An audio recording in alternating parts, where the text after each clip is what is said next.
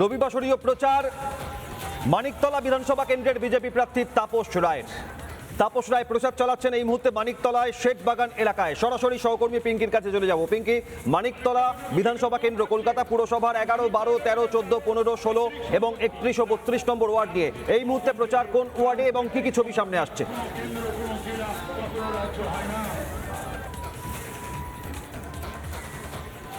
দেখো, মানিকতলার tough fight, সেই মানিকতলার tough ফাইটে রবিবাসরীয় প্রচারে বিজেপি থেকে তৃণমূল থেকে সিপিএম প্রত্যেকেই, এবং তারই মধ্যে বিজেপি প্রার্থী তাপস রায় নেমে পড়েছেন বাজার থেকে শুরু করে বিভিন্ন আবাসনে ঘুরে ভোট প্রার্থনা করছেন এবং একই সঙ্গে স্পষ্ট করে দিচ্ছেন যে সাম্প্রদায়িক উস্কানি কোনোভাবেই সহ্য করা হবে না। কি বলছেন তাপস রায়, শুনে নেব। রাজনৈতিক কর্মী নেতৃবৃন্দকে উনি তোলেন না, তুলতে চান না। তাই বলবো, ভোট দেওয়ার দিন আপনি একটিবারের জন্য অভয়ের মা হন, অভয়ের বাবা হন। আমি ছেলে মেয়ের বাবা, আমার বড় গায়ে লাগে। একটা ডাক্তার মেয়ে এনডি করতে করতে চলে গেল, আর মমতা ধামাচাপা দিয়ে দিল কেসটা। বিনীত গোয়েলের জন্য যে কেস করলো, লড়লো, মেনকা গুরুস্বামীকে রাজ্যসভার এমপি করলো। এই রাজীব কুমার যে ধামাচাপা দিয়ে দিল, সব হার্ড ডিস্ক পেপার সব সরিয়ে দিল। যে ওই সুদীপ্ত সেনের কি নাম, সারদা চিট ফান্ড, সেই সারদা চিট ফান্ড থেকে বাঁচিয়ে দিল বলে তাকে রাজ্যসভায় পাঠানো হলো।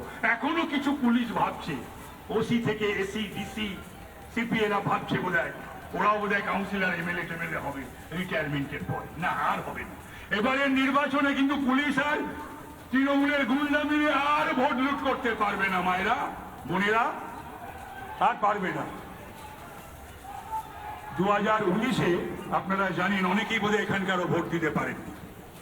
2019-এ ভোট লুট হয়েছিল পার্লামেন্টে। 2021-এ অ্যাসেম্বলির ভোট লুট হয়েছিল, আপনাদের ভোট দিতে দেয়নি।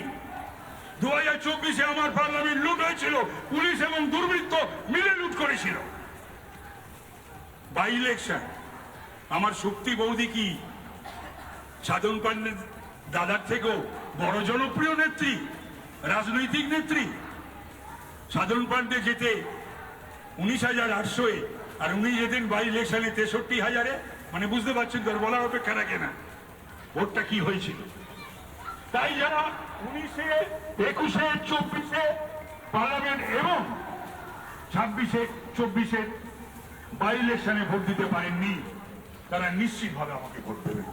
নিশ্চিতভাবে আপনার দেখো, একদম মানুষের সঙ্গে জনসংযোগ করছেন, বহু মানুষ যারা রয়েছেন তারা উপর থেকে শুনছেন, এবং একদম যে ছাপ্পা ভোট, রিগিং, ভুতুরে ভোটার যে 6 লাখ হয়েছিল, সেই বার্তাও কিন্তু একেবারে স্পষ্ট করছেন তাপস রায়। পাশাপাশি অভয়ের মাকে জেতান, সেটাও কিন্তু মানিকতলা বিধানসভা কেন্দ্র থেকে দাঁড়িয়ে স্পষ্ট বার্তা দিচ্ছেন তাপস রায়। আর কোন কোন বিষয়গুলো নিয়ে কথা বলছেন তিনি, শুনে নেব। বাংলায় কখনো দেখেছেন এই ধরনের মুখ্যমন্ত্রী? কারুর পাশে বসাতে পারবেন? আপনি পছন্দ করতে পারেন, না করতে পারেন। প্রফুল্ল ঘোষ, বিধান রায়, প্রফুল্ল সেন, অজয় মুখার্জি, সিদ্ধার্থ চন্দ্র রায়, জ্যোতিবাবু, বুদ্ধবাবু, এদের পাশে ওর নামটাকে আনা যায়। তাই আমি আপনাদের বলবো, জোরাত করে, আমি আপাতমস্তক একটা রাজনৈতিক কর্মী, সেটা হয়তো আপনারা জানেন। যদি না জানেন, খোঁজ নিয়ে নেবেন, আমাকে আশীর্বাদ করবেন বাংলাকে, অন্তত বাংলাদেশ থেকে পশ্চিমবাংলাকে বাঁচানোর জন্য। আর হিন্দুদের এই শাসানি ধমকানির জবাব আপনারা দেবেন। জয় হিন্দ, বন্দে মাতরম। তাপস বাবু, আপনি বলছিলেন শক্তি পান্ডে সাধন পান্ডা থেকে বেশি ভোটে যেতে, কিভাবে এত জনপ্রিয়তা হতে পারে? তাহলে কি এখানে ভুতুরে ভোটারের কথা, ডেড ভোটার্সের কথা আপনি বলছেন? তারপরেও সেগুলো তো ছিলই, যার জন্য তো এসআইআর নিয়ে এত যন্ত্রণা তৃণমূলে।